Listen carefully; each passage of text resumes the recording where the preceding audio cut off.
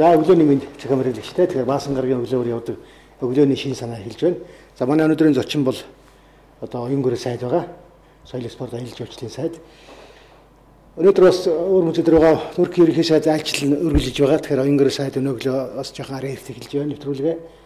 За дараа нь одоо 10 цагт нисгүүд дээр байх учраас бид хэлэлцүүлгээнийг 9 хориод дуусгая гэсэн юм бодолтой байна. Тэгээд манай цахим ертөнцөөр аялж байгаа манай хэрэглэгчид бүгдээрээ энэ өглөөний шин санаанд хэлбэртэй оролцоороо өөрсдийнхөө санал бодлыг хэлээрээ зам оюун гэрээ сайдаас асууж тодорхойлох зүйл бол асууж болно. За манай хэлэлцүүлэг Монгол радиогийн 3 дугаар сүг 110.9-оор шууд цацгадж байгаа. Тэгэхээр манай FM сонсож байгаа Монгол радиогийн 3 дугаар сүгийг сонсож байгаа манай сонсогчид мөн өөрсдийнхөө асуултыг хэрүүлэх боломжтой. За ингээд хэлэлцүүлэгтээ оръё.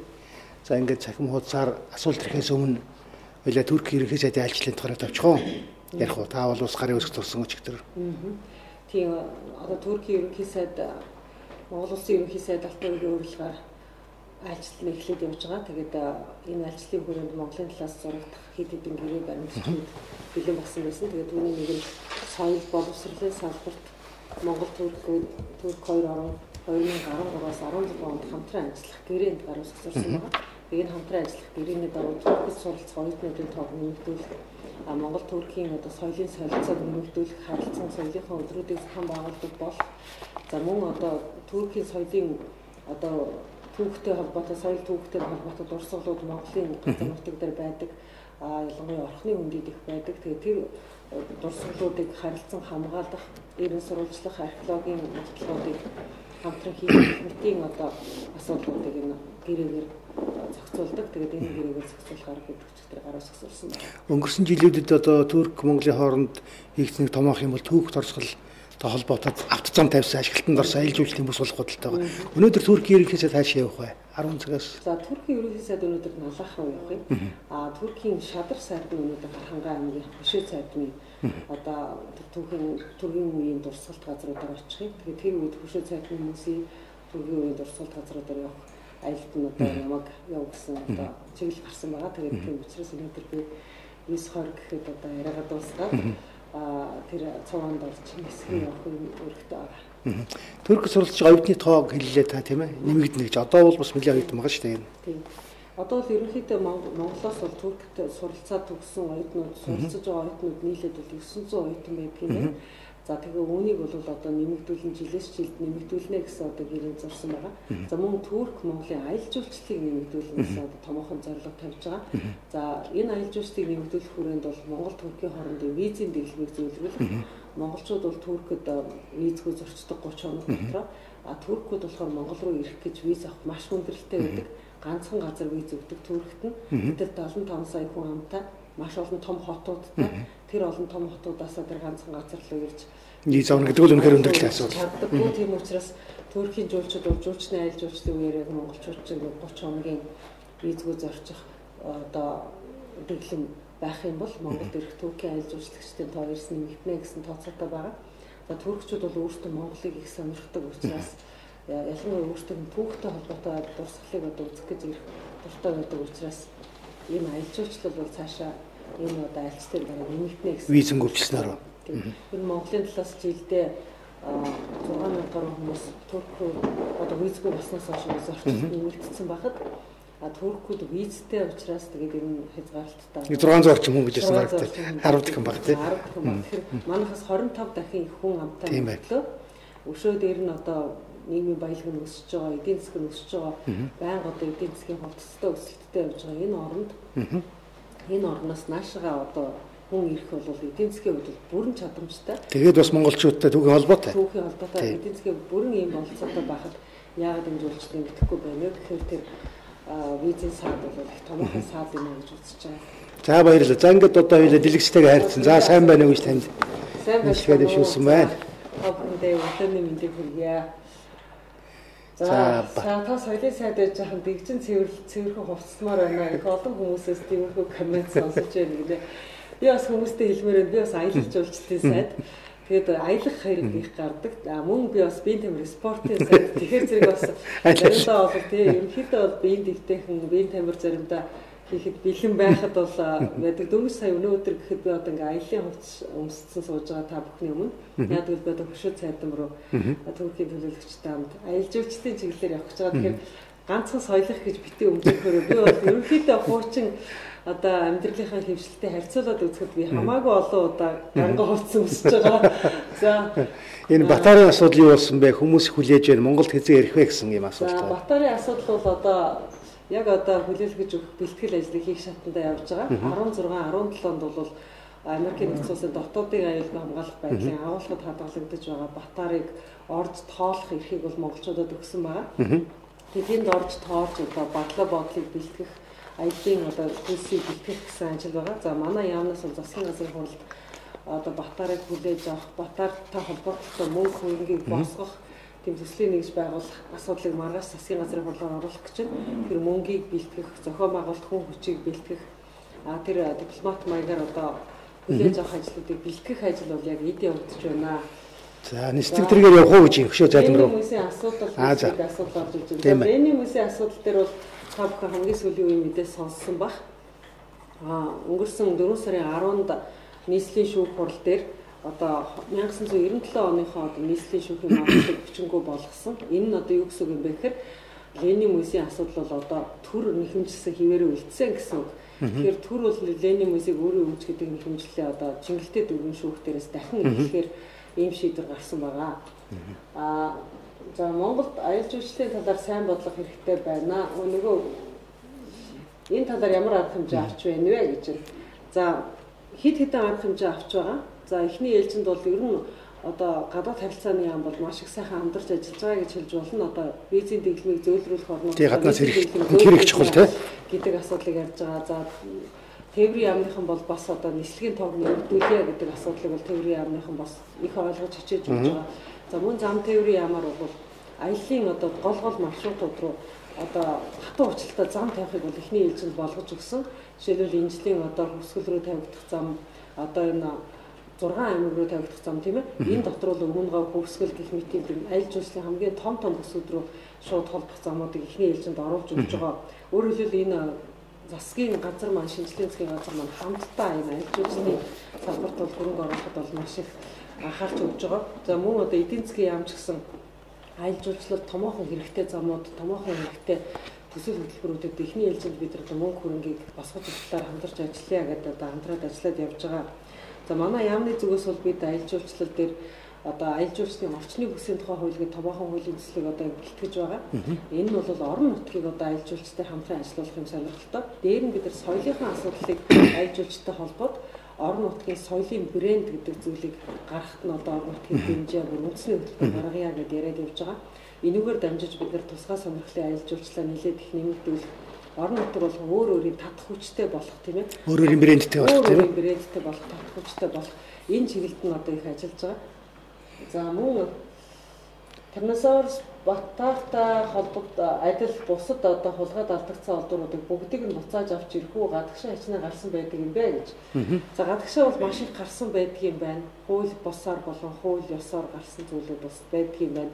Тэр зүйлүүдийг бол гаргахаа бол төр их хариуцаад байсан мөртлөө одоо оруулж ирэхээ хариуцдаг бас ажилт нь их байдаггүй юм байна. Тэгээд бид нар бол одоо жишээлбэл 87 онд Монголоос албан ёсоор гараад ирсэн одоо үлэг хөрвөлийн одоо багц үзэсгэлэн одоо бол тэр ирээгүй байна.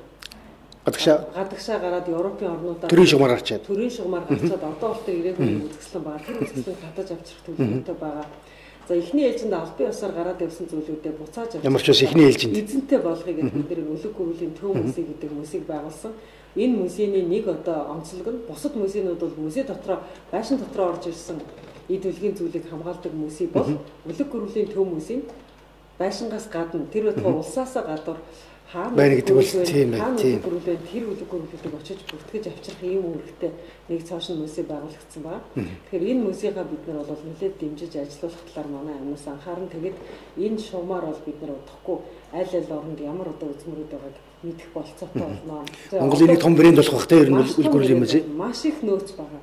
Бид зүгээр баримжаагаар бол тооцоолоход бол бид нар ойрын зүгээр 3 жилд энэ одоо идэвхтэй гэрээ хилцээрүүдийг хийх, эвлэрүүлэн зуулчлах ажлуудыг явуулсны үр дүнд бол ойрын 3 жилд бол бид нар нэлээд одоо авраг үлэг гөрүүл тийм ээ одоо байгалийн төвхийн мөсөд байдаг хэмжээний авраг үлэг гөрүүл гэхэд бид нар дор хаяж 20-той болох юм байна гэсэн юм тооцоо гаргаад байж байгаа. За иргэдтэй захимаар холбогдож байгаа таатай байна гэж байна. За өндөр хөгжилтэй орнуудын жуулчид визгөөс орчдог болмоор байна. За энэ виз яг сая ярьсан гэдэг. Сайн байна уу? Гадаадд улс төр би гадаадд улс төр бодлого судлалын чиглэлээр мастер хамгаалсан. Монголд очиж энэ чиглэлээр төрийн албанд орж ажиллах хүсэлтэй байна. Боломж хэрвээ гэж юм. Тэгэхээр ер нь бол гадаад хэлтэй өндөр боловсралтай зохион байгуулах чадвартай хүмүүс бол одоо төрийн албаны шалгалтанд одоо ороод манай ямд бол нэлээд их орж байна. Жишээлбэл бид нэр Италид сая төгсөж ирээд Италийн одоо уран зургийн одоо оюутнуудын дунд зарласан уралдаанаар бол уран баримлын уралдаанаар тэргүүн барилсан оюутныг дөнгөж төгсөж ирснийхэн дараа манай ям ажилд авсан байгаа. За мөн бас солонгос төгсөж ирсэн хүнийг бас ажилд авсан байгаа. Мөн одоо үлэг гөрвлийн төмөөсийн ерөнхий патентологчор гэхэд бид нар зарлал гаргаад Монголоос одоо тийм ээ докторийн зэрэгтэй тэр хэлний мэдлэгтэй гадаад дотоод байгаа үлэг гөрвлийг татан авчрах чадвартай ийм хүн одоо Монголд ажиллаж байгаа докторудаас хүртэл ирээгүй учраас бид нар гадаадд ажиллаж байгаа хүнийг урьж энд одоо ажиллаад өгөөч гэгээд ажилд урьж оруулсан байгаа. Гэх мэтэр бол ер нь бол гадаадд зөвсөж төгссөн хүмүүсийн одоо болсон хүчний нөөц болцоо бол маш хэрэгтэй байгаа. Тэгээд үүнийг бол хэрэгтэй одоо ажлуудад бол манай яам бол идэвхтэй хуваарлаад ажиллаж байгаа. За дээрээс өндөр хөгжилтэй за тэрийг дараа нь ярьсан тийм. За өшөө ямар ажил вэ? Дээрээс хэдэн цагт басдаг вэ гэж. Ерөнхийдөө бол өөрт хэрвээ завц шилээ байдаг бол би их унтдаг хүн л дээ. Ганц одоо сүүлийн үед бол нөгөө ажилд шахагдаад ороо унтаж өглөө эрт тусаад бас жоохон нойр дутуул яваад байгаа. Өнөө өчигдөр ороо гэхэд 12 өрч явах гэртээ харьсан учраас нэг болж явахт бараг шохон унтаад өнөө өглөө 7-д болсон. Тэгэхээр ер нь бол 6 цаг 7 цаг л унтдаг болоод байна. Гэхдээ бол миний яг хүсдэг яг өөрийнхөө эрх дураараа байх юм бол би дор хаяж нэг 9-10 цаг унтдаг хүн л дээ. За дээрээс хоёр дахь хариулах уу? За дээрээс хоёр дахь нь яа. Сайн байна уу? За сайн байна уу? Урлагийн хүмүүсийг жоохон чадваржуулах хэрэгтэй байна. Одоо дуучид тайлан тоглолт арга хэмжээндээр дуулахдаа ихэвчлэн ам барьж байна. Үүнийг жоохон чанаржуулах хэрэгтэй байна. За би энэ ам барихыг болиулах санаатай нэг тушаал төлөвлөсөн юм аа. Тэгсэн чинь нийтээр дагаж мөрдөх журмыг сайд хүн гаргадаг юм байна. Энийг бол хууль гаргадаг, эсвэл одоо засгийн газрын тогтоолоо гаргадаг. Тэгэхээр зөв миний ам барихыг жоохон хориглох гэсэн оролдлогыг маань хууль зүйн яамнаас одоо хуулийн үндэслэлгүй байна гэж үзээд боловсон байгаа. Тэгвэл би бол ерөнхийдөө бусад орнуудад энийг яаж зохицуулдаг юм бэ гэдгийг судалсан. За бусад орнуудад бол энийг цэвэр одоо үзэгчдийн билет авах одоо хүсэл эрмэлзлээр зохицуулдаг юм аа. Ам барина гэдгийг билетэн дээр жижигхэн бичдэг. Ам барих боломжтой одоо ийм одоо бүр зарлждаг тэрийг. Зарим хүмүүс бол одоо ёс суртахууны хүмүүс зарладаг, зарим хүмүүс зарладаг. Гэхдээ хэрвээ билетэн дээр ам барина гэдээ одоо 100 мянган хүнтэй стадионд тоглолт хийж байгаа хүн бол ам барихаас өөр аргагүй байдаг гэж байна. Яг тэгвэл нэг хүний хоолой бүр ам барихгүй яагаад ч 100 мянган хүнд хүрдэггүй. Ийм учраас 100 мянган хүний стадионд та тоглолт үзэж байгаа бол энэ хүн бол ам барина гэж мэдээд очих хэрэгтэй байна л да.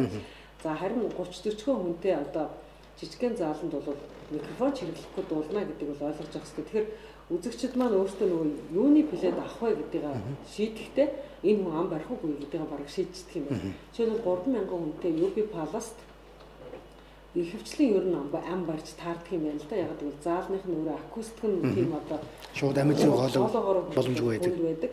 Харин дуурин театрт тоглолт үзэх гэж байгаа бол ам барихгүй гэдэг бол мэдчих хэвээр байна. Тэгэхээр хүн үнэхээр ам барихгүй сайхан одоо чанартай тоглолт үзье гэвэл одоо ам барихгүй байх тийм техникийн болцоотой ийм одоо нөхцөл театрыг бас сонгож хэлээд авч явах хэрэгтэй байна. Тэгэхээр үнэхээр ам барихгүй оригинал тоглолт үзэх бол драмын театр, дуурин театр одоо үйлдвэрчний соёлын ордон, офицеруудын ордон гэх мэтэр тийм ээ, филармон гэх мэтэр яг ийм акустик нь одоо хүний одоо боломжтой байхаар боломжтой тийм газруудад билет авах юм бол илүү одоо ам барихгүй тоглолт үзэх боломжтой. За стадион тоглолт үзэх гэж байгаа бол яхахгүй ам барих тоглолт үзэхээс өөр аргагүй гэсэн ийм л одоо харин олон улсын жишг байна шүү дээ. Олон улсын жишг юм билээ. Тэгэхээр зөв ийм л жишгээр цаашаа явах юм байна. За За дороос 3 дахь байна бас санаа байна л да. За аялал жуулчлалын салбараа хөгжүүлэхийн тулд гадаад сурталчилгаа хэрэгтэй байна гэдээ уншиж дуусаагүй байсан чинь эргэжлээ. Энэ гадаад сурталчилгаа хэрэгтэй байна. Төрөөс эх орноос сурталчилж жуулчдыг татах ажил хийх үү? За манайх бол жуулчдыг сурталч одоо энэ он гарсаар Берлиналын кино фестивальд Go Nomadic Experience Mongolia гэсэн одоо Монголыг сурчилсан аялал жуулчлалын сурталчилгааг кино одоо олон улсын кино фестивалийн одоо оролцогчдод зориулж сая гаруй одоо тэр үзэгч оролцогчдод зориулж Kodak тэр Kodak биш тэр Германы кино фестивал явуулж ирсэн заал буюу тэр Kodak заалуудад бол том дэлгэцээр гаргасан байна. За энэ том дэлгэцээр гаргахад бол бид нар тодорхой хэмжээний мөнгө зарцуулсан. За мөн олон улсын аялал жуулчлалын яамнуудад бол бид нар сурталчилгаа явуулж байгаа. За сонин хэвлэлүүдээр гэх юм бол бид нар National Geographic сэтгүүлтэй гэрээ хийсэн байгаа энэ жил. 12 дугаарыг National Geographic Mongolia гэдэг Travel гэдэг National Geographic Travel гэдэг сэтгүүлийн Mongolia гэдэг дугаарыг 12 одоо сар дараалан гаргах юм гэрээ дөнгө сайхан одоо манай яам National Geographic бас нэлээд өвтгтэй үз ер нь бол ингэсэн үгэлдээ сэтгүүлнүүд өөрөө дээд зэргийн чанартай зургуудыг гаргадаг. Дээд зэргийн одоо нэг оюуны өмчийн хамгаалттай байдаг учраас нэлээд үнэ өвтгтэй. Тэгэхээр тэр сэтгүүлийн одоо үртгийн одоо тодорхой хэсгийг яамд хөлөөд 12 сарын турш зөвхөн одоо Mongolia гэсэн гарчигтай 12 сэтгүүл одоо National Geographic гэж чанараар гарна гэсэн. Энэ нь өөрөө Монголыг бол сурталчлах том боломж юм. Маш том боломжийг бид нар нээж байгаа гэж үзэж байгаа. За нөгөө талаасаа цаашаа бид нар Go Nomadic Experience Mongolia гэсэн ураа үгийг хэлүүлэх одоо ер нь аялал жуулчлалын үндэсний ураа үгийг хэлүүлэх хоолойны гэрээ бас хийсэн байгаа. Бид эхний одоо гэрээ дээр эхний одоо сурчлагаан дээр их том сургамж авсан. Берлиналын кино фестивальд явуулах болсон чинь хугацаа их бага байсан. Тэгээ гой хоолойтой хүн олддоггүй. Хүн болгон Дүлгөөн гэдэг хүн их гой хоолойтой гэж хэлээд байсан. Тэгээ Дүлгөөн гэдэг хүн тандсан чинь Bloomberg телевизтэй хоолойны гэрээ хийцэн тантай одоо өөр тийшээ чадахгүй. Ингээ миний хоолой Дүлгөөн гэдэг хүний хоолой олддоггүй. Тэгээд сүүлдээ бид дуучин номинжин биш үү тийм дуучин номинжин бид нартай хоолойны гэрээ одоо хийж байгаа. Дуучин номинжин бол цэвэр одоо улсынхаа төлөө би улсынхаа аялал жуулчлалд өөрийнхөө хоолойг үн төлбөргүй зориулнаа гэдэг гэрээ одоо бид нартай хийж байгаа. Мөн бид нар хариуд нь бол зүгээр тэр хоолойг нөгөө мастеринг хийх зардлыг нь л одоо яамнаас төлдөг байя гэдэг. Тэг бид нар номинжингийн хоолойг одоо ашигласан сурчлагыг бол наадмаас өмнө гаргана гэсэн төлөвлөгөөтэй байна. Сони юм байна. Энийг ч ерөөс урд нь сонсож байгаа юм шиг. Хэцүү билээ. Бид нар өөрсдөө уншаад дийлдэг. Өөр хүмүүсийг авчиж уншуулаад хүмүүст хүрэх сайн хоолой хэрэгтэй. Сайхан хоолойтой хүн авчраа уншихаар англиар цэвэр уншдаггүй. Яг англи хэлтэй энд байдаг гадаадуудыг авчиад уншихаар жол хоолойтой тийм ээ. Ингээд ерөөсөө энэ хоолой бол ерөөсөө маш хэцүү юм билээ. Тэгээ бид нар номинжингийн хоолойг одоо номинжин бидэнд хоолойгоо одоо хандуулах болсон бид нар маш их баяртай байгаа. Одоо бид нар номинжингийн хоолойгоор одоо магадгүй бас сайхан хэрэгтэй хоолой хэрэгтэй байна да тийм ээ. Тэг ер нь бол одоохондоо бид нар сайхан хэрэгтэй хоолой олдоогүй байгаа. Тэг ямар ч хэлсэн бид нар нэг эмхтэй хоолой олсонтой их баяртай байгаа. За тэр CNN нэвтрүүлэг хийвэл зүгээр санагдана гэж байна тийм ээ. Тэгэхээр энэ томоохон нэвтрүүлгүүд бол ер нь Монголыг бас сонирхож орж ирэх төлөвтэй байгаа. Жишээлбэл одоо Тарбасаар Батарыг хүлээж авах ёслолын ажиллагааг зураг авъя, энийгээр баримтат кино хий, Монголд очиж өлөг гөрвлийн баримтат кино хий гэсэн одоо CNN-ээс ирсэн байгаа, BBC-гээс ирсэн байгаа. Тэгэхээр үүгээр дамжиж бол манай одоо өлөг гөрвлөөр дамжиж бол бид нарт одоо үн төлбөргүй сурчлага Монголоо таниулах болцоо байна. За өлөг гөрвөл өөрөө энэ өлөг гөрвлийн хэргийг өөрөө нодлонгийн 5 сарын 18-наас хойш нийтдээ 800 гаруй хэвлэл мэдээлэлээр сурталчилсан байдгийн байлээ. Тэгэхэд тэр дотор дэлхийн хамгийн топ хэвлэлүүд болох CNN, BBC, ABC одоо тийм бүр Al Jazeera телевиз гэх мэтээр одоо бүхэл одоо телевизийн том сувгуудаар өлөг гөрвлийн тухай нэвтрүүлэг авсан байдаг. Тэгэхээр зэрэг манай өлөг гөрвөл бол өөрөө өөрийнхөө рекламыг тийм ээ Монголынхаа реклам сурчлагыг бол одоо бүтэн жилийн турш хийж байгаа нэг ийм одоо брэнд болоод байна. Тэгээ энэ нэг чухал санаа байна та харах хамгийн доотлолт. Аялал жуулчлалын бизнес эрхэлдэг хүмүүс өвдөө хот суурн сум багт чиглэж лекц семинар ярьслага хийдэг болмоор байна. Гадны жуулчид бохир лифт, удан талбай, шуудууд нусан хог үзэх гэж ирдэггүй байхаа гэж. За энэ их сонин гой санаа байна. Тэгээд би энийг тэмдэглэж аваа. Энэ бол жинхэнэ нөгөө өглөөний шин санаач одоо явж штэ. Энэ эрхэлдэг хүмүүс нь өөрсдөө бас таниулах хийгээд тийм байна. Орчиндор хөлөөлөе гэж штэ тийм. Орчиндор хөлөөлөх гэдэг одоо сурал лекц ажиллахыг одоо өвөлдөө амарч авах хоорондоо бусдаа туршлага хуваалцах хэрэгтэй гэж байна. За энэ бол сайхан өглөөний шин санаа өгсөнд баярлалаа. Энэ шин санааг тэмдэглэж авч ажил хэрэг болгоё. За ажлын амжилт хүсье гэж байна. За тэгж байна. Ажлын амжилт хүсье гэж байна. Гишүүн бүрт за энэ үлэг гүрлийн талаар анх удаа мэдээлсэн хүнийг дэвшлээ. Шагнаж урамшуус. Шагнаж урамшуулсноо гэж байна. За энэ анх удаа мэдээлэх гэдэг дээр их сонин мэдээлэл өгдөг. Одоо надад анх удаа мэдээлсэн хүн нь бол манай нөхөр өгдөг. Джеффри болт. Тэгээ би ямар Джеффрид ямар шагнал өгсөн шүү дээ. Нөхөртэй чи эхнэртэй өглөө мэдээлэл өгсөн. Намайг өглөө сайгаагаа суужсэн чинь танаа Монголын үлэг гүрлийг манай Америкт зарах гэж чи заргалтаач гэж манай нөхөр анх надад санаа өгсөн. За тэгээд нөхрийнхөө өгсөн санааг ингээд болор цэцэг гэдэг нөгөө палеонтологчоос асуух гээд имэйл бичих гээд мэйлээр нээсэн чинь болроо надад бас захиа бичсэн гэсэн. Бас юм болж ингээд. Бас энд ийм болж байна гэдэг. Тэгэхээр зэрэг болор цэцэг Джеффри хоёр бол анхны мэдээлэгч нар одоо миний хувьд яг бардам хэлтгэн. Тэгээд ерөнхийлөгчөд очиж танилцуулахдаа би Джеф болохоор хуульч хүн учраас Америк хүн учраас заргалдаж болно гэж надад арга зааж өгч байна гэж хэлсэн. За болор цэцэг бол палеонтологч хүн учраас тэрийг олох юмсан гэж зүйлийг бол нотлоод байна. Тэгэхээр зэрэг та одоо энэ дэр нэхэмжлэгч болж өгөөч гэдэг саналыг бол ерөнхийлөгч тавьжсэн л да. Тэгэхээр зэрэг би бол ерөнхийлөгчөд одоо хүсэл тавьж байгаа л да. Зүгээр болор цэцэг одоо Роберт Пентер гэдэг одоо гол энэ хэрэг дээр бол маш хүчтэй ажилласан хүмүүст бол та тодорхой шагнал өгөөч гэдэг одоо хүсдэг манай амнаас уламжлсан байгаа. За мэдээж хэрэг нөхөртөө бол би их одон медаль шагнал гэж ямар ч тодорхойлт хийгээгүй. Зүгээр ямар ч хэлсэн талархлын бичиг бол Джеффид өгч болох байхаа л гэж бодож байна. Тий. За хамгийн дээд болор цэцгийн ингрийг цоолох нь зөвөө гэж яах шиг байна. Зөв гэж шүү. За тиймээд болор цэцэг бол үнэхээр гавьяа байгуулсан.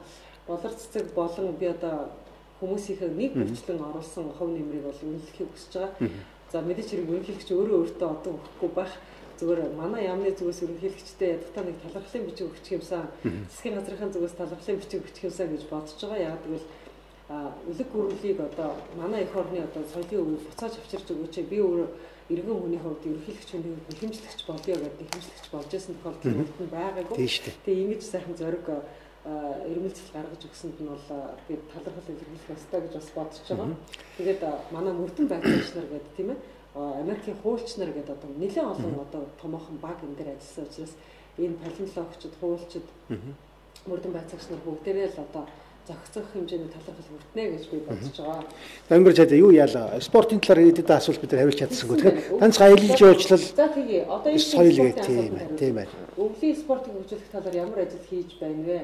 Монголоос өвлийн олимпиад амжилт үзүүлдэг болох ирээдүй байгаа юу гэж. За энд бол одоогор бол өвлийн спортын байдал маань бол нэлээд хүнд байдаг. Тэгээ энэ хүнд байхад одоо бас тэшүүрийн холбооныхан, цааны холбооныхан маш их одоо ажилдаг. Одоогор бол бид нар энэ Sky Resort нэгдснээс хойш манай одоо шигшээ багийнхан бас Sky Resort дээр цааны одоо бэлтгэл сургууль хийдэг байгаа л да. Тэгээ бид нар энэ бэлтгэл сургууль хийх бааз болох боломжтой ийм газруудаа бас давхар дэмжлэгээр улс төрийн ер нь нийтийн спорт болж ижил баг том спорт гэж тийм шүү. Нийтийн одоо дэмжлэгээр хангах юмсан гэж бодож байгаа. Мөн одоо өвлийн спортын стадион барих төсөвт бол мөнгө анх удаа энэ жил суусан байна. За тэгээд төсөвт суусан мөнгөний хэмжээнд бид нар судалж үзэхэд за яг одоо олон улсын хэмжээний тэр тэшүүрийн битүү стадион барихад бол нэлээд их мөнгө шаарддаг байгаа. Бидний тавьсан мөнгө бол бас хаанаач хүрэхгүй байгаа. Бид нар нөгөө ямар ч зураг төсөлтөд одоо ямар ч юм байгуулахаа бас сайн туршлага муутай байсан учраас улсын төсөвт бол энэ жил бол 9 тэрбум төгрөг тавьсан бол ер нь хаанаач хүрэхгүй шинжтэй байгаа л да. Тэгээ бид нар Монголд бол хамгийн чухал зүйл нь бол битүү. Өвлийн спортын битүү одоо стадион л хэрэгтэй байгаа. Яг л задгаа гэх юм бол тэртээ дэргүү манах хүүтэн, тэртээ дэргүү мөсөн байж задгаа зүйл дээр бол хүмүүс даардаг, хөрдөг, удаан бэлтгэл хийж чаддгүй учраас тийм л байна л та. Тийм манайх ч хуурай хүүтэн те. Зүгээр үнэхээр бид нар өвлийн ганц битүү стадионтой болчих юм бол манайхны амжилт бол эрсний мэднэ гэж бид нар үзээд байгаа. Тийм учраас энэ өвлийн битүү стадионтой болох ажлыг бол манай яам их л одоо оролдож байна. Одоо манай дээр ирж ярилцлага өгөөгүй одоо архитектурч нар баг байхгүй байх. Бид нар бүхэл архитектурын одоо төлөвлөлтийн газрыг өөрж яаж одоо нэг битүү стадионтой болох вэ гэдэг яриаг бол маш их хөргнүүлж байгаа. Гэхдээ энэ дээр бол яг өнөөдрийн байдлаар бол бид нар эцсийн одоо зураг төслийн шийдэл гаргаж арай амжаагүй. Гэхдээ энэ талаар бол бидний одоо хамгийн том хүсэл эрмэлзэл бол өвлийн битүү стадионтой болох ийм хүсэлтэй байгаа. За энэ дээрээс дороосоо 3-т энэ томор өгчсний таныг унших. Та нэг асуултанд аль болох товчхон хариулж өгөхгүй юу гэж байна. За олон чухал асуултууд таны хараад өртөхгүй өнгөрөөд байх шиг байна гэж нэг асуултанд аль болох богино товчхон хариулаач гэж. За энийг ойлгоод авлаа. За спортын салбарт баримлчин бодлогын тухай саналаа хуваалцсан уу? Буян тухай спортын ордон, спорт зохицолбор болгон хөгжүүлэх, өвлийн стадион, усан бассейн, зүүн ажилтг каток гэх мэт зохицолбор байгуулах тухайд. За энэ төрөний асуулт хариултаа яг давхцаж байна. Энэ их чухал тийм зүүн ажилтг каток гэдэг чинь юм шүү дээ. Тэр ерөөсөө битүү гэдэг чинь тэр баггүй. Битүү стадионтой болно гэдэг бидний гол зорилго бол 100 өвлгөл бэлтгэл хийх, өвөл даашаа бэлтгэл хийхдээ удаан хугацаагаар хийх. Тийм байна. Одоо гадаа байгаад хар чинь төрөлхтөн хийчихэд ерөөсөө удаан бэлтгэл хийж чадахгүй. За энэ цанаа нийлж байна тий. За танаас салбарт хамгийн түрүүнд хийх ажил мөн ойрын ирээдүйд их томоохон төсөл юу байна вэ гэж байна. За бид хамгийн түрүүнд хийх ажил томоохон төслийнхээ тухай тайлан одоо хагас өдөр буян тухай зохицолборт төрийн албан хаагчдын өмнө хийх нээлттэй тэр арга хэмжээ бол олон нийтийн төлөвлөлөөр дамжина. Олон нийтийн төлөвлөлөөр дамжих тэр арга хэмжээний үеэр үзчихгүй юу тийм ээ. Одоо бид нар тэрийг ярих юм бол 3 салбар байгаа. Тэгээд бүгдийнх нь за Батар ирэх юм бол юунд багтах гэж байна л да Ленин музей. Батар Монголдо очиж байгаа юм байна. Тэр Ленин багшийн музейг авчихвал дотор нь багтах уу гэж байна. За энэ музей тул Ленин багшийн музейд бид нар орж үзээчгүй байна л да. Гэхдээ ер нь манай музейн төлөөлөгч нарын өгсөн зурагнаас ингээ харахад тэнд бол Батар багтнаа. Батараас гадна хэд хэдэн үлэг гөрүүлийг багтаачих санаатай байгаа.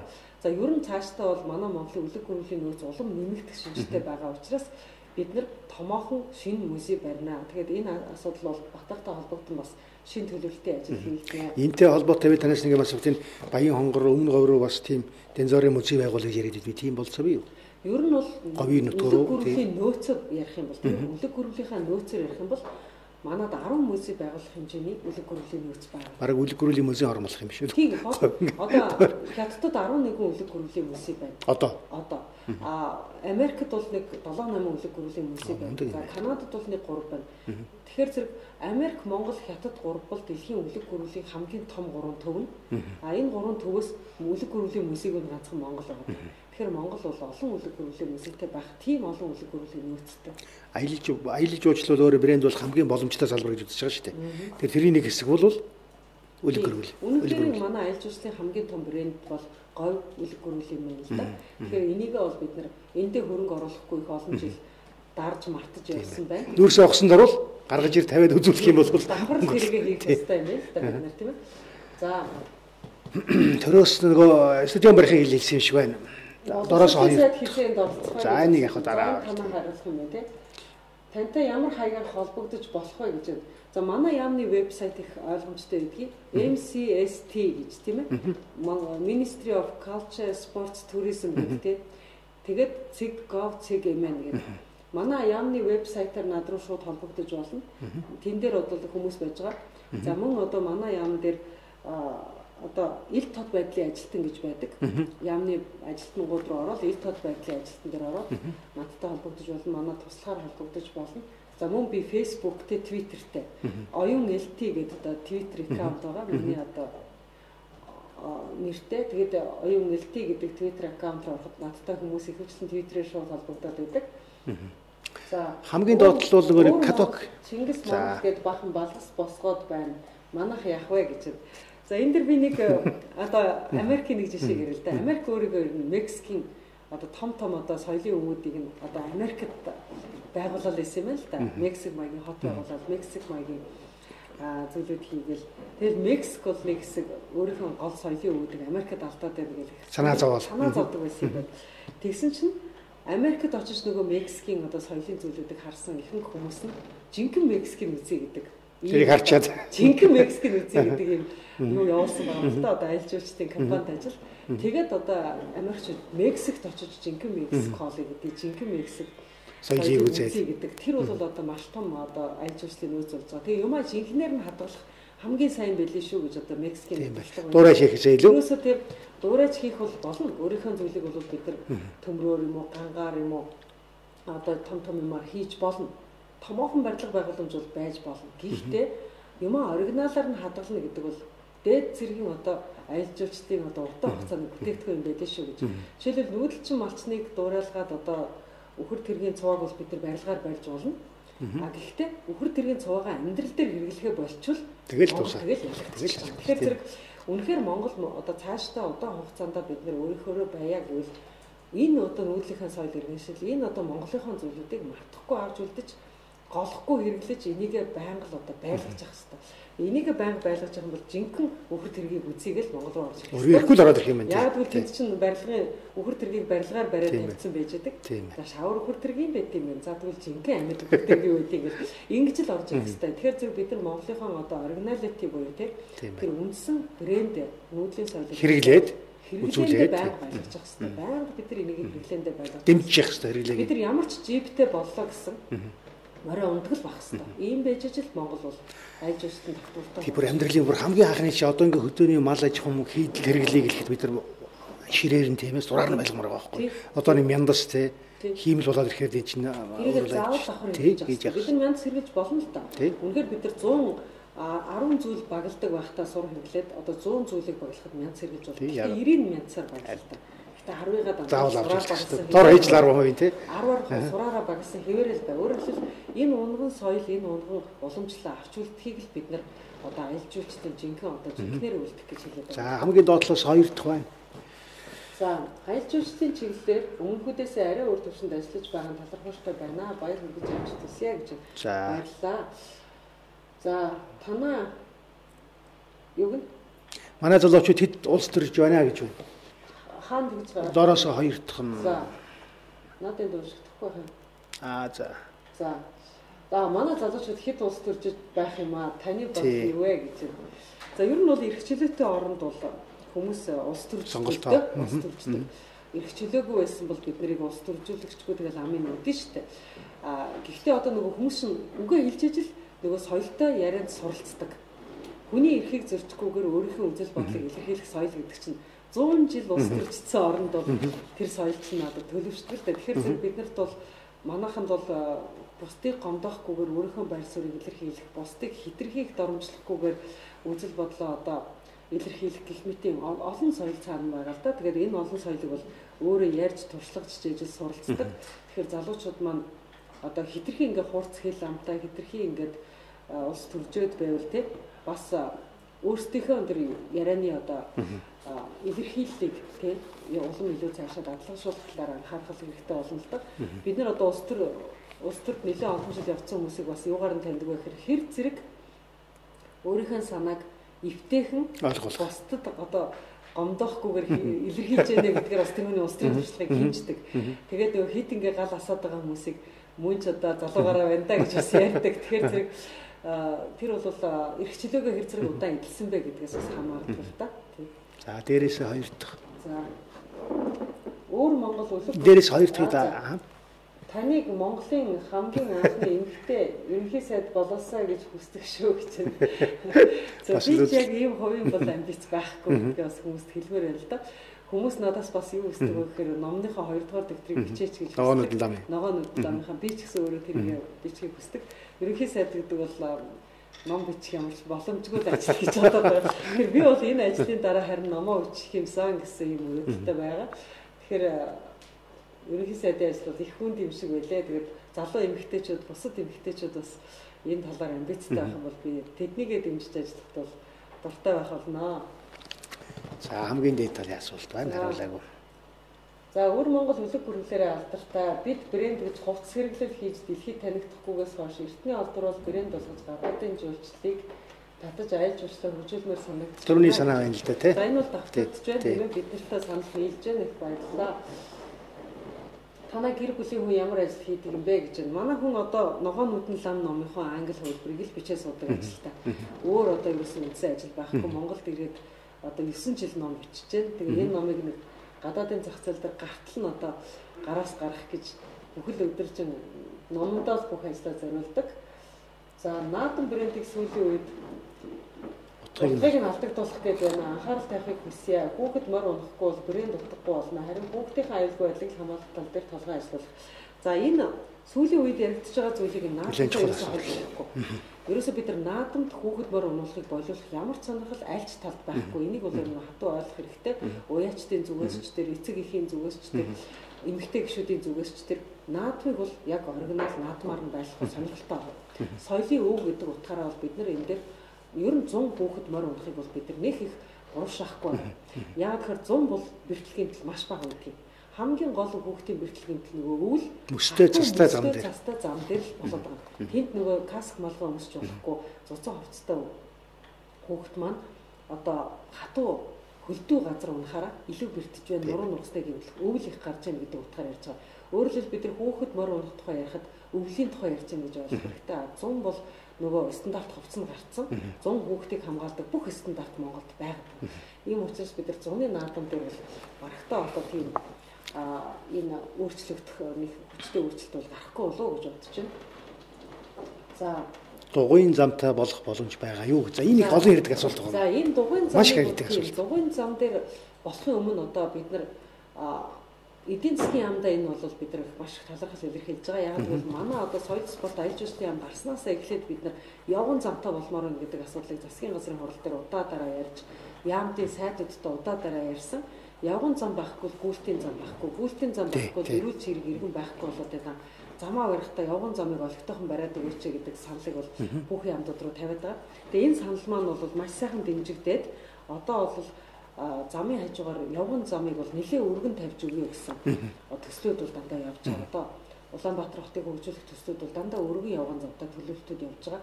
За энэ өргөн явган замын хажуугаар дугуйн замыг яаж зохицуулах вэ гэдэг асуудал гарч ирж байгаа. Ийм учраас бид нар одоо шинээр төлөвлөлт хийж байгаа аймгийн төвөд шинээр төлөвлөлт хийж байгаа хотын бүсүүд дээр дугуйн замыг оруулж өгөөч гэдэг асуудлыг барилга хотоо голтын яамд тавьж байгаа. Тэгэхээр зэрэг барилга хотоо голтын яамд дээр одоо хот төлөвлөлтийн шинэ одоо ажлын хэсгүүд гарч байгаа. Тэгэхээр дугуйн замыг одоо их лоббидох гэж байгаа хүмүүс бол надтай нийлжлээ барилга хотоо голтын яамд дээр ажиллаж байгаа. Тэр шинэ хот төлөвлөлтийн ажлын хэсгүүдтэй сайн ажиллаж өгөөч гэж. Олон нийтийн дээр сал тавимаар юм байл. Олон нийт бол барилга хотоо голтын яамд дээр энэ дээр сайн хандаж өгөөч гэж хүсмээр байна. За нэгэнт одоо тогтцсон гудамжийг бол бид нар өөрчлөхөд бол хүнд байх. Шинэ төлөвлөлтийн бүсүүд шинээр баригдаж байгаа одоо шинээр одоо дахин шинжиж хот төлөвлөж байгаа газрууд ядаж тэндээ дугуйн замтай өргөн тавиа маш хүчтэй тавьж байгаа шүү. Энэ дээр бас та нар манай юмтай нийлж залуучууд үнэхээр одоо баарнаас ураач хазаргалган дугуйнууд явах газар байдаг үл юм гэлтэй шүү дээ. Бид нар нийлж энэ асуудал дээр бол хамтран барилга хотоо голтын яам, зам тээврийн яам, эдийн засгийн яам гурав одоо хамтарч энэ захидлуудаа бичиж өгөөрөө. Та нар өөрсдөө захидлаа бичиж өгөөрөө. Аль бол олон хүний санал ирвэл миний захидлаа энэ гурван яам руу бол удаа дараа өгсөн байгаа. Та бүхэн бас нэмж захидлаа бичиж өгөөрөө гэж хүсмээр мөн одоо Улаанбаатар хотын нийслэлийн засаг захир гараа бас нэг бичсэн байгаа. Нийт хот аймгийн засаг дарга руу би бас энэ захидлыг бичсэн байна. Та нарын захидлын дээр одоо нэмж авчих маш их хүч өгнө шүү гэж хэлмээр. За нэг сонирхолтой асуулт доошо гүйчлээ би асуучих юм дэс. Аялал жуулчлалын сайдын хичнээн орноор аялж үзсэн бэ? Спортоор хичээлдэг үү гэсэн байна. За би спортоор бол хичээлдэг байсан. Одоо холын зайн гүйлтийн тамирчин сургуулийнхаа шигшээд одоо тийм ээ. Би 5 км 10 км-т гүйдэг байсан. За миний мөрөөдөл бол марафон гоох мөрөөдөлтэй байсан. Гэхдээ би хизээч марафон гүйж үзээгүй. За миний спорт гэх юм бол зүгээр явган аялал. Одоо явган аяллыг л хийх дуртай. Орны хувьд гэх юм бол за Европт нэг 4 орн, 5 орн. Тэгээ Америкт, тэгээ Азид нэг 3 орноо очиж үзсэн юм уу? За тэгээд 10 гарын 13 багт орноо очиж үзсэн юм байна. Та сая тэр хэд холын зайн оролдоонд Монгол залуучууд амжилт гаргалаа шүү дээ. Эрэгтэй нь алтан медаль, эмэгтэй нь мөнгө. Энэ бол гайхамшигтай. 100 км тэр бол үнэхээр Аз тий. Тэгээ манай Монголд бол спортоор хичээлэхэд нэг давуу тал байдаг юм. Монгол улс маань тэр чигээр их өндөр өргөгдсөн газар нутаг л да. Өндөр өргөгдсөн газар нутаг гэдэг нь далайн түвшнээс дээш 1000 м-ээс дээш өргөгдсөн газар нутагт бол хүний цуснд тийм ээ. Одоо гемоглобин гэдэг зүйл бол их байдаг. Өөрөлдөл энэ хавьд чинь хүчил төрөгч багтаа байгаа учраас тэрийг одоо эсэргүүцсэн төвчл чадвар хүчил төрөгч багтаа гэдэг учраас бага хүчил төрөгчтэй орчинд амьдрах чадвар гэсэн үг. Чадвар өхийн тулд биднэрт одоо уушигнаас хүчил төрөгчийг татаж авах гемоглобин гэдэг зүйлийг олноор ялгаруулж өгдөг. Их олон гемоглобинтай монгол хүн далайн түвшний тэнд одоо очиод хамаагүй илүү их хүчтэй гэдэг. Илүү их хүчил төрөгчийг илүү хурдан эндээ шингээх чадвартай олон гемоглобинтай учраас тийм ээ. Тэгэхээр зэрэг Монголд дасгал сургуулаа хий, Монголд спортын бэлтгэлээ хий гэж хүсдэг далайн түвшний орнууд их бий. Тэр чинь бас л боломж байна тийм. Давуу тал. Одоо хамгийн өндөрлөг газар бол Багхангаа байна, Улаанбаатарын орчинд тийм ээ. Одоо тэр өндөр газрууд спортын бэлтгэлийн төвүүдэд бид нар барьж чадаад өндөрлөг газартаа бэлтгэлээ сайн хийчээд далайн түвшний орнуудад очиход бол бид нар үнэхээр сайн амжилт гаргах магадaltaй байдаг. Тийм учраас энэ дээр бол манайх далайн түвшний оронд очиж сая энэ уралдаанд оролцсон учраас манай тамирчдын бол ирч хүч хамаагүй илүү байна. За энэ бол сонирхолтой баримт байна. Энд нэг сонин санаа байна. Та ороосоо хоёр дахь Walt Disney-тэй хамтарч Монгол улсыг сурчсан хүүхдийн кино хийвэл ямар вэ гэж. За энэ тухай бол ерөөсөө одоохондоо яриа хэлцээгүй байна. За манай Монголын залуучууд бол Монголдоо зориулж одоо хүүхдийн кино хийх бөөн хүсэл эрмэлзэлтэй одоо Холливуудын хэмжээний хүүхдийн кино хийх бол хүсэж байгаа. Бидэнд одоо ийм санал тавих юм бол бид тэр одоо хүүхдийн киноныхаа хүмүүстэй холбож өгч болох юм. За зүгээр нэг одоо уран бүтээл хийхэд нэг одоо ялгаатай зүйл бид нэр бодлого бол баримталж байгаа. Уран бүтээлчд хоорондоо эхлээд холбогдох хэрэгтэй гэдэг бид нар тэдний санаачлал дээр тулгуурлаа. Бүтээлчдийнхээ санаачлалын дээр л бид нар тулгуурлаа. Тэрээс бид нар одоо мөнх төрчий хүүхдийн кино хий. Шууд тулах бол тийм амжилт олох гэж бид нар чадахгүй байгаа л да. За Монголд хамгийн үлгэр жишээ болох үс тогтвортой хөгжлийг тодорхойлох үс жуулчны бааз эсвэл тийм жишг тогтоосон үлгэр болох үс аялал жуулчлалын үйлчилгээ хаана байгаа вэ? Та ямар шалгуураар ингэж хэлж байна вэ гэж. За Монголд бид нар сая аялал жуулчлалын яармаг гаргасан. За энд бол Өвөр Хангай аймагт ажиллаж байгаа нэг аялал жуулчлалын бааз байлаа. За би үнэхээр тэр нэрийг одоо санахгүй байна. За тэр бол үнэхээр тогтвортой аялал жуулчлалыг хөгжүүлж байгаа бааз. Цоош нь яаж хөгжүүлж байгаа вэ гэсэн чинь эргэн тойрныхон аялал жуулчлалын баазыг эргэн тойрныхон бүх ургамлыг бүртгэлж үлсэн байна. Бүх амьтын шавжийг хүртэл бүртгэлж үлсэн байна. Тэгээд эргэн тойрныхон байгаль орчны тухай оцсон жуулчдаа танилцуулдаг. Ороо нь ингээд гэрийнхэн хажуунаас телескопоор ингээд тэнгэрт байгаа од харуулдаг. Тэгээд хүмүүсээ усанд оруулах үйлчилгээгээ яаж зохион байгуулсан байна вэ гэхээр халуун ууранд одоо чигчүүлсэн халуун алчуураар өглөө биеийг арчих замаар усан дөрөх асуудлыг шийддэг. Ус хэмнэлсэн байдлаар зохион байгуулсан байна. Нэг хүнд нэг толгойд нэг данх гэдэг одоо бодлого баримталж нэг одоо хүний толгойг угаахад нэг данхнаас илүү ус зарцуулахгүй гэдэг баягаар одоо үс угаах баг усаар үс угаах үйлчилгээ нэгтгүүлсэн байна. Хог хаягдлыг маш сайн зохион байгуулж дахиуруудыг их цуглуулдаг болсон байна. Ийм үйлчилгээ хийж байгаа орон нутгад татвар төлдөг ийм одоо тогтвортой аялал жуулчлалын бааз бол Өвөр Хангай аймагт байна. Дахиад нэг сайхан аялал жуулчлалын бааз бүр дэлхийн хэмжээнд өндөр одоо рейтингтэй явж байгаа нэг аялал жуулчлалын бааз бол 3 Тэмээ гэдэг аялал жуулчлалын бааз өмнө говь аймагт байдаг юм байна. Бас бүх одоо зарчмууд тогтвортой үйлчилгээний зарчимтай ханган нийлүүлэгчийн орон нутгаас авдаг, орон нутгад татвар төлдөг, орон нутгийн иргэдийг ажилуулдаг, хог хаягдлаа орон нутагт ямар ч одоо юугүйгээр одоо бохирдлогоор хог хаягдлаа шийддэг, усаа эргүүлж ашигладаг ийм одоо нойлуудтай ийм байдлаар бол одоо шилдэг тогтвортой аялал жуулчлалын үйлчилгээ хийж байгаа бас газар байна. Тэгээ оцсон одоо аялал жуулчлалын орчныхон ургамал амтан байгаль орчны зохицлын одоо хүртэл бас тайлбарлаж байна. Орчин зохицлын тухай мэдээллийг дэлгэрэнгүй өгч тухайн орон нутгийн одоо байгаль орчныг хамгаалах сэдэлтэйгээр энэ аялал жуулчлалыг зохион байгуулдаг ийм одоо үлгэр жишээ аялал жуулчлалын баазууд байна. За тэр Өвөр Хангайгийн тэр аялал жуулчлалын баазыг би одоо нэрийг санахгүй байгаа би маш харамсалтай. Яг бол тэр бол маш үнэхээр сайхан жишээ болж байгаа. Тэгээд манай аялал жуулчлалын одоо яармаг дээр очисон хүмүүс байгаа бол харсан бах. Яармагт очиж амжаагүй хүмүүс бол энэ аялал жуулчлалын баазын тухай мэдээллийг аялал жуулчлалын үндэсний төвөөс авч болно. Ер нь одоо ингээд дотоод аялал жуулчлалыг хөгжүүлэхэд ийм жишг болох газруудыг сурталчлуул ямар уу? Усны үлгэр шиг болохоор тийм. Тэр газруудыг бол бид бодлохоор ингэж хийвэл хүн ирд юм байна. Ингэж хийвэл стандарт байдаг юм байна гэж тийм. Монголын говь тогтоосон стандарт өөр шүү дээ. Хооронд нь бие биенийх нь одоо шилдэг туршлагын солилцуулах зорилгоор л олон сая аялал жуулчлалын яармаг зохион тийм байна л да. Тийм байна. Тэндээс бол аялал жуулчлалын бол бие биенээс маш их сурсан. За.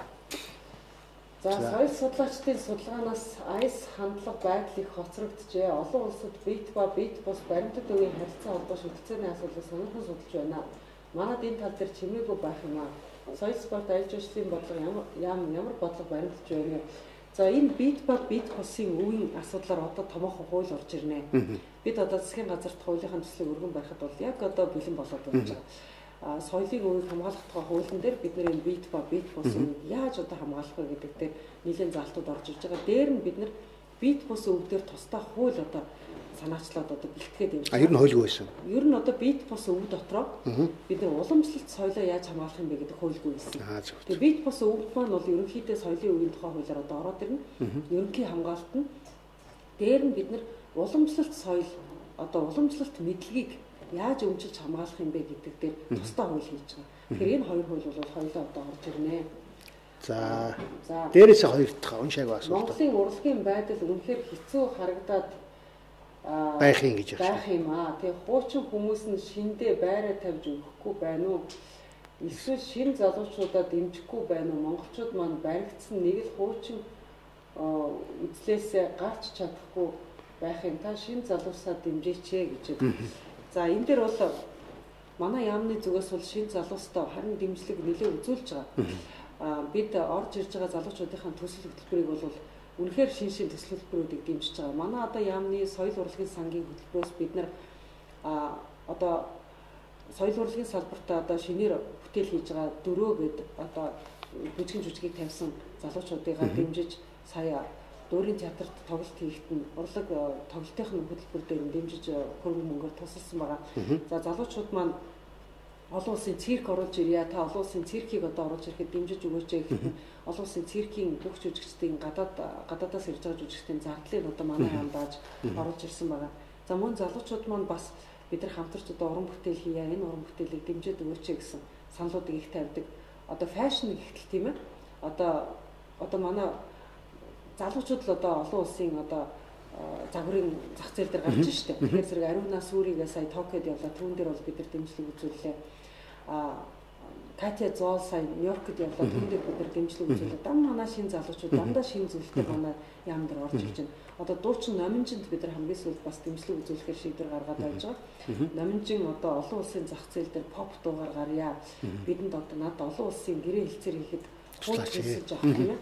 Хуулчийн одоо зардал өгч туслаач гэж хандж ирсэн. Тэгэхээр иймэрхүү одоо өөрсдийнхөө хүчээр олон улсын зах зээл дээр гаргаж байгаа. Өөрсдийнхөө одоо хийсэн дизайн бүтээлийг олон улсад танилцуулах байгаа залуучууд бол бидэнд хандж байгаа. Бид залуучууд дээр дэмжиж байгаа. За яг тайзан дээр бүтээл хийхтэн зориулж энэ жил одоо энэ урлагийн томоохон байгууллагуудад бүгдээрэнд нь тайзны урлагийнх нь одоо нэг томоохон 1-2 томоохон бүтээлүүдийн зардлыг бол гаргаж өгч байгаа. Мөн аялын тоглолтын зардлыг гаргаж өгч байгаа. За аялын тоглолтын зардлыг бол энэ жил бүх одоо мэргэжлийн театруудад гаргаж өгч байгаа учраас энэ жил мэргэжлийн театрынхнаас орон нутгийнхын суралцах, орон нутгийнхнаас мэргэжлийн театрын суралцах томоохон одоо мэдээлэл солилцох үйл ажиллагаа энэ жил явагдах байхаа гэж бас бодож байгаа.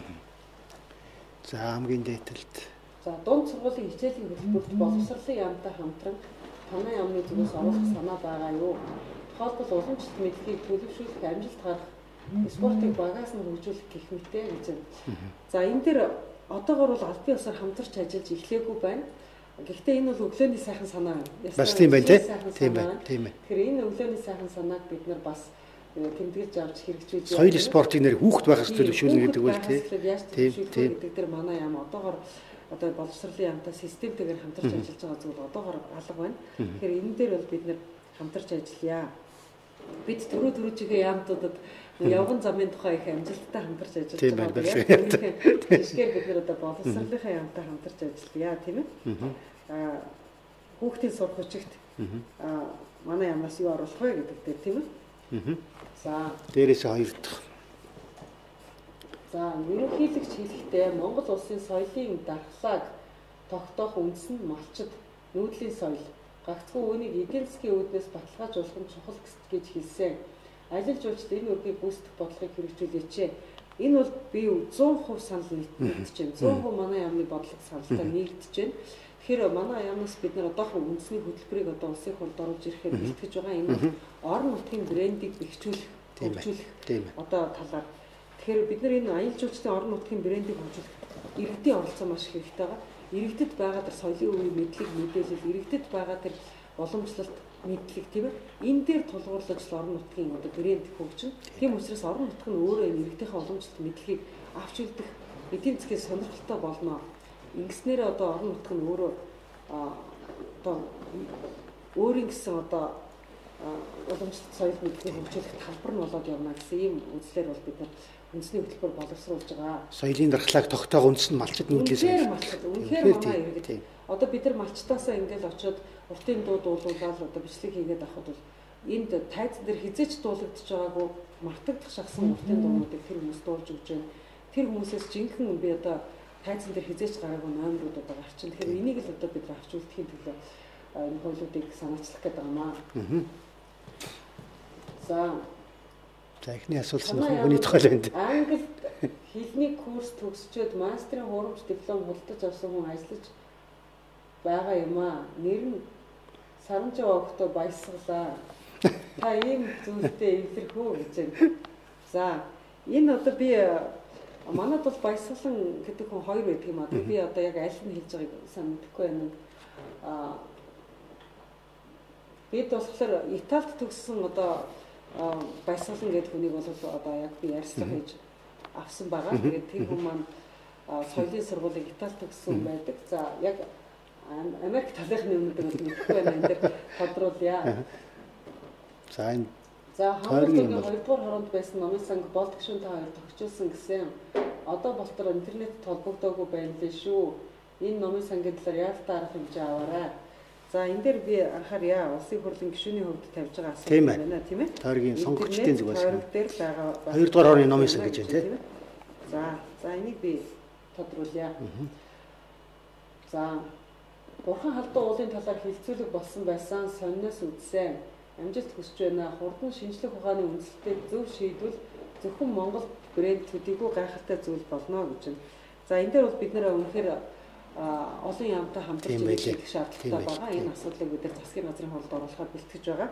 Бид үнэхээр одоо зөвхөн бидний өөрсдийнхөө үеийн идэх хоолны тухай одоо ярьж байгаа асуудал биш. Бурхан халдуу уулыг бид нар зөв одоо менежмент хийх талаар шийдвэр гаргаж чадвал энэ бол үеийн үед монголчуудыг одоо үе үед нь тийм ээ монголчуудын бахархал болох ийм шийдвэр гаргах уу гэж бодож байна. Тэгэхээр бид энэ уулаа одоо хамгаалах талаар нэлээд сайн одоо олон талын оролцоог хангаж ажиллаж байгаа.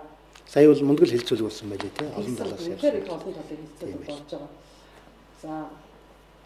За та хан улд үргээс сонгогдсон. Загдчих гүшүүн 5 одтой буудлууд бүхий казино байна гэж нэг хэсэг шийдсэн. Барин гэж нэг хэсэг шуугсан. Та казино туризмыг дэмждэггүй та тэр хашаа бүхий газар юу болох вэ гэж байна. За би бол казиног бол ялангуяа олон хүн төвлөрсөн одоо нийслэл хоттой бол үнэхээр би бодлогын хувьд бол дэмжиж чаддаггүй.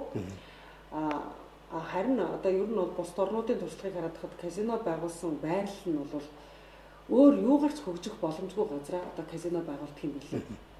Одоо мал аж ахуй гэхээр одоо бэлчээр байхгүй, газар тариалан тарих гэхээр ус нь байхгүй тийм ээ. Ууланд юм уу, ирсэн дүнд юм уу те ер нь голтол тийм байгуулыг гэхээр уул нь байхгүй тийм ээ. Барилга байгуулыг гэхээр одоо хүн ам нь байхгүй, төвлөрөл нь байхгүй. Одоо юу ч гэдэг тийм эдийн засгийн өөр ямар ч сонголтгүй болсон тийм газарт казино байгуулахыг зөвшөөрдөг. Одоо ийм одоо ерөнхий зарчим байдаг. Одоо үнэхээр аюулгүй байдлаа бодох юм бол тэгэхээр зэрэг үнэхээр одоо манай сум, манай аймаг өөр ямар ч одоо орлогын хүүсэл байх боломжгүй байна. Энд казино байгуулаад өгөөч гэж орон нутгийн иргэд хүсэж шийдэж гаргаж ирж байж энэ казино гэдэг зүйл эрх зүйн чадамжтайгаар батлагдах боломжтой юм билээ улс төрийн хувьд. Тэрнээс биш өөр одоо хөгжих альтернатив тийм ээ. Олон хүн байсаар боломж байсаар заавал казино байгуулна гэдэг зүйлийг нэгдүгээр тавих бол тийм ч зохимжтой шиг биш ээ гэж үздэг юм аа. За энэ орон нутаг. За сайн байна уу? Сумдад байгаа соёлын үеийг хамгаалах асуудлын хүрээнд сумдын соёлын төвийн байрны асуудлыг давхар анхаарч үзээрэй. Дийлэнх нь олон жил болсон хуучны акт тогтоох барилгууд байдгаа энэ их чухлаа гэж байна. За энэ дээр бол манай одоо шинжилгээний засгийн газар маш сайхан арга хэмжээ одоо төлөвлөсөн. За тэр нь юу гэхээр жишг сумын төв байгуулах ийм одоо шийдвэрийг гаргаад мөнгө төгрөгийг хуваарлсан байна. За энэ жишг сумын төв бол Баян-Хонгор аймгийн 2 сум замын үед гэсэн ийм 3 газарт жишг сум байгуулад энэ жишг сумандаа бид нар сумын соёлын төв ямар байх вэ? Сумын сургууль ямар байх вэ? Сумын одоо захиргаа нь ямар байх вэ? Сумын одоо биеийн тамирын цогцлбор нь ямар байх вэ гэдэг цогцоор нь шийдэж өгч байгаа. Тэгэхээр энэ 3 сумын одоо асуудлыг шийдэгдэхэд бусад сумууд бол энэ жишг болоод дагаад маш сайхан жишг болно. Энэ дээр бол ямар хэмжээний зардал гаргадгийг, ямар хэмжээний зураг төсөл ордгийг, ямар хэмжээний үйл ажиллагаа явуулах боломжтой гэдэг жишгтэй болно. За энэ жишгтэй болсны дараа бол бид нэр сумын төвүүдийг бол лист дараатайгаар тогтчулнаа. Энэ болтол бол бид нар одоо тодорхой одоо өнөөдрийн одоо стандартаа сайжруулах чиглэлээр бол ажиллаж байгаа. За аймгийн төв дээр жишг одоо номын сантай болъё, жишг одоо кино театртай болъё гэдэг ажлыг бол Сүхбаатар аймаг дээр хийгээд явж байгаа. Тэгэхээр Сүхбаатар аймгийн тэр жишг зураг төсөл бол бусад аймагуудад бас одоо номын сангаан болон бүсийгээ тогтоолоход маш их одоо үр өгөөжтэй ийм зүйл болно. Тэгэхээр энэ жилийн хувьд бол энэ жишгүүд бол хийгдэн.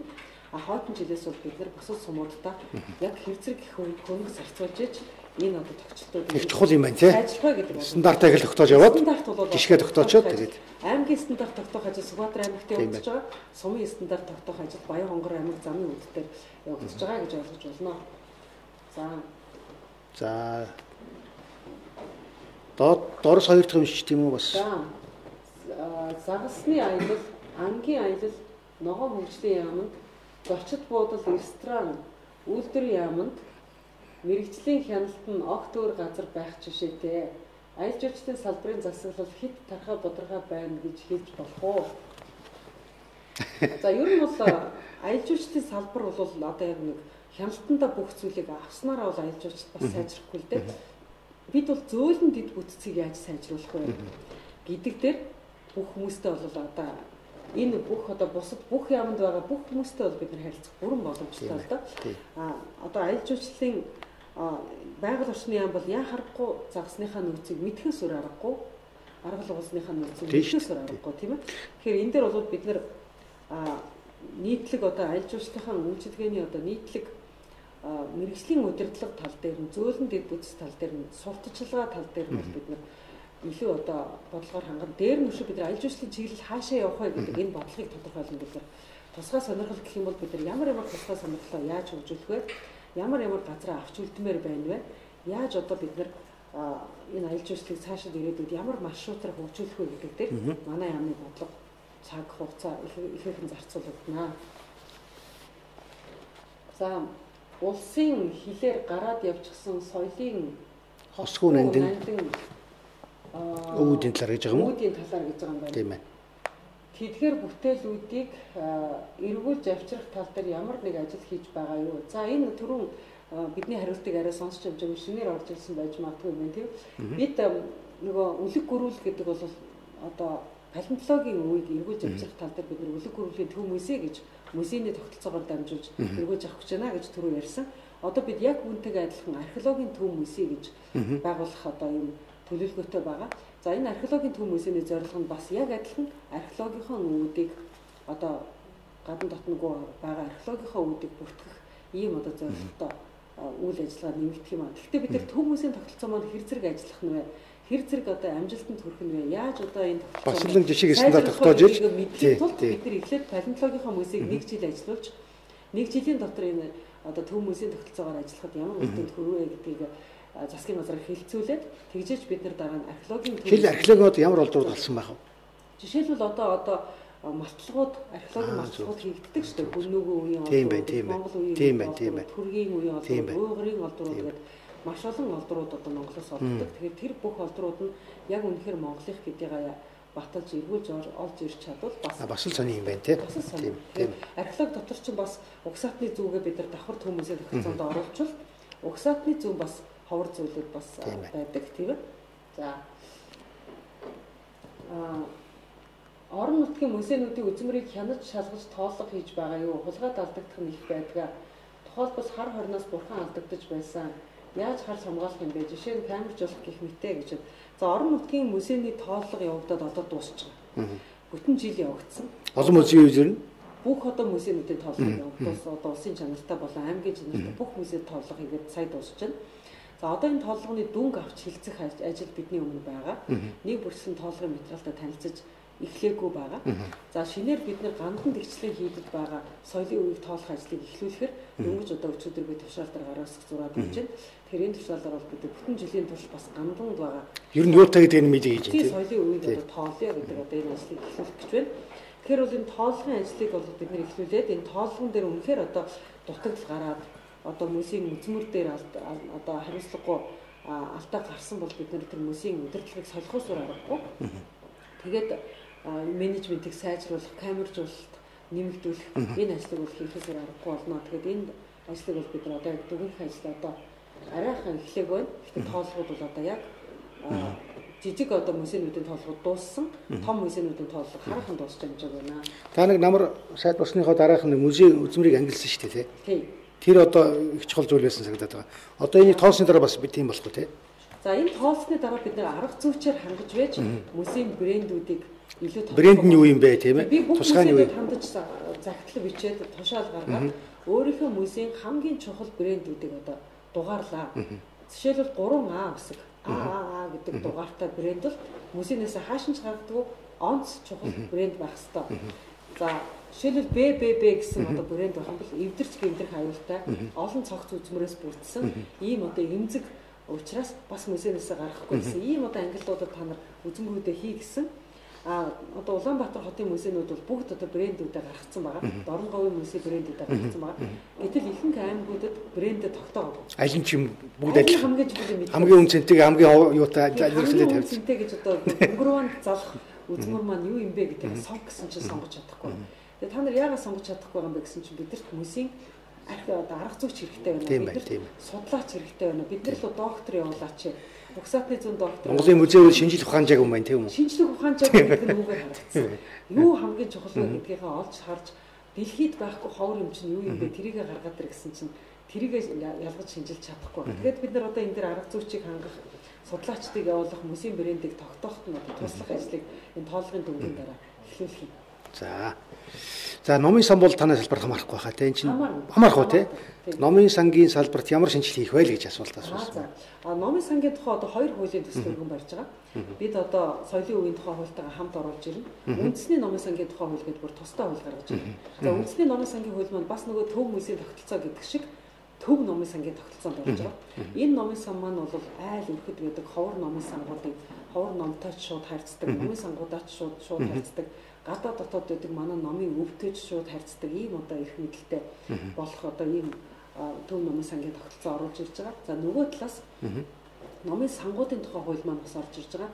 Энэ нь бол аймаг орон нутагт байдаг номын сангуудын ном бүрдүүлэх, номын одоо орон нутгаас ховор номуудыг одоо олж авах бас л одоо стандарт хэрэгтэй. Номын дээр соёлын үйл үзэж хууль оруулж ирж байгаа гэж ойлгож байна. Ном бол зүгээр нэг хүн номын сан бол зүгээр нэг хүн очоод гэрээрээ ном авч уншичаад юм эсвэл тэндээ суужгаад гэрийнхэн даалгаврыг хийдэг өрөө бишээ. Энэ бол соёлын өвийг хадгалдаг архив бөгөөд соёлыг түгээдэг, дэлгэрүүлдэг төв юм а гэдэг утгаар нь хуулийн төсөл орж ирж байгаа. Тэгээ энэ хуулийн төслөөр бол бид нар айлд байгаа номч соёлын өв, номын санд байгаа номч соёлын өв. Энэ ном дотор бид нар аль болохоор одоо номоо яаж түрхэн хүмүүст дэлгэрүүлэх үү, дэлгэрүүлэхийн хажуугаар яаж ховор номоо хадгалах уу гэдэг энэ хоёр бодлого зэрэгсэж одоо хуулийн төсөл болж орж ирнэ. Ингээд одоо манай яг одоо эх 7 хоног гэхэд ингээд 2 номын сангийн тухай хууль, нэг одоо соёлын өвийн тухай хуулийг оруулахаар илтгэж байна. За ингээд 2 минут үлдсэн байна. Асуулт маш их ирж байна. Нийтдээ 2400 гаруй хандсан байна. Тэгэхээр одоо аль асуултанд хариулах вэ гэдэг бас сонголт хэрэгтэй байна да. Шин санаанаас надаас өгч जैन тийм ээ. Манад байгаа бүх номын санд үн төлбөргүй өгөх хуулитай байдгаа гэж. За Монголд бол энийг хэрэгжүүлэхэд жоохон хүнд байгаа. Яг гэх юм бол Монголд бол хуулиараа төв номын санд бүх номоос 5% үн төлбөргүй өгнө гэдэг хуультай. Бусад номын санд өгнө гэсэн хууль байхгүй. Бусад номын санд өгнө гэхээр одоо жишээлбэл улсын чанартай 450 номын санд та нэг ном үнгүй өгөө гэд зохиолчдод одоо үүрэг болгох юм бол зохиолчд маань зарим нь 500 ширхэг ном хэвлүүлдэг, зарим нь 1000 ширхэг ном хэвлүүлдэг, зарим нь 300 ширхэг ном хэвлүүлж байгаа ч хүн байна. Ингээд бид нар яаж 450 ширхэг ном үнгүй гэж хэлж чадахгүй гэх тийм ээ. Тэгэхээр эдийн засгийн хувьд бол одоохондоо энийг тавихад бол манай хараахан хүрэлцэхгүй зүгээр номыг тэдэн мянгаас дээш хийсэн тохиолдолд гэж байж болох юм тийм ээ. Номоо та ямар ч номын санд хандуулаад 500 хэвлүүлж 500-ийн номоос нь төгч болохгүй шүү дээ. Тэгж бас арай чадахгүй тийм ээ. Тэгэхээр энийг бол бид нар германтай арай дүүцэж чадахгүй. За энд олон асуулт ирсэн та харж хэмжээх наадмын тухай байна л да. Наадам бол брэнд болцсон. Тэгээ наадмын билет бол одоо олоход маш хэцүү болсон гэдэг. Дээрээс 2 дахь асуулт байна л да.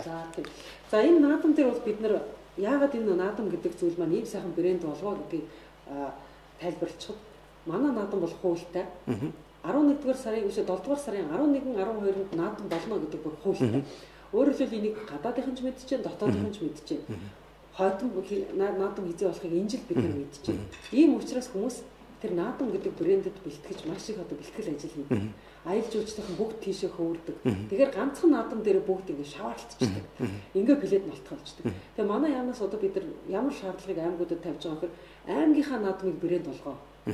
Аймгийнхаа наадмын он сарыг бүр одоо хатуу тогт иргэдийнхэн төлөөлөгчдийн хурлаар шийдвэр. Өмнөх жилийн захиалж болохоор тийм ээ. Бүр өмнөх хугацаагаа төлөөлөө. Жилийн өмнөөс захиалж болохоор таамаг тэр он сарыг хөдөлгөж болохгүй гэдэг. Одоо ийм шийдвэрийг бид нар аймагуудад говийн наадам гаргаж өгөөч гэж тийм ээ. Хангай наадам. Гэхдээ жишээлбэл аймгийн наадам 8-7 сарын 9-10-нд болдог бол 9-10 гэл одоо иргэдийнхэн хурлын шийдвэрийг гарга. Тэгээд тэр 9-10-ны чинь бид нар аялал жуулчлалын календарт зоочих. Тэгээд зоочингуудаа хүмүүс өө энэ чинь Монголд чинь тийм 3 30-40 наадам болох юм биш үү? Бүр сумын алийг сонгож болох юм байна. За. Тэр мянгаад наадам байгаа юм биш үү? Би алинд нь олдох юм блэ гэж хүн сонголт хийх хэрэгтэй байхгүй. Тэгэхээр ийм сонголт хийх болцсон одоогор байхгүй. Бүх газар наадам болдог мөртлөө ганцхан наадам л брэнд болсон. За баярлалаа. За одоо ингээд бүх ол наадмууд брэнд болох болтгоо. За хамгийн сүүлийн асуулт. Туркууд хар хоромд аэропорт барих уу гэсэн. Энэ одоо магадгүй энэ аялалтай холбоотой асуулт төгсөх үү? Манай зүгээс бол энэ саналыг тавиад явж байна. Тэгээд энэ дээр бол одоо би одоо яг энэ асуудлаар үргэлжлүүлж ярих асуудлаар яг одоо ингээд Туркийн соёлын сайдтай хамт аялалд гарах гэж байна л да. Тэгээд энэ асуудал бол яриа хэлцээр дөнгөж эхэлж байгаа учраас шийдвэр эхлэх. Читрус хэлцээр дэрмэл яригдсан шүү дээ тий. За. За баярлалаа ингээд амжилт хүсье танд. За та бүхэнд одоо өглөөний мэндийг дахин хүргэе. Өглөө эртлэн босож холбогдсонд баярлалаа. Та бүхний ажил амжилт хүсье. За баярлалаа захин мөрөлгчтэй дараагийн баасан гарагт уулзлаа баяр та.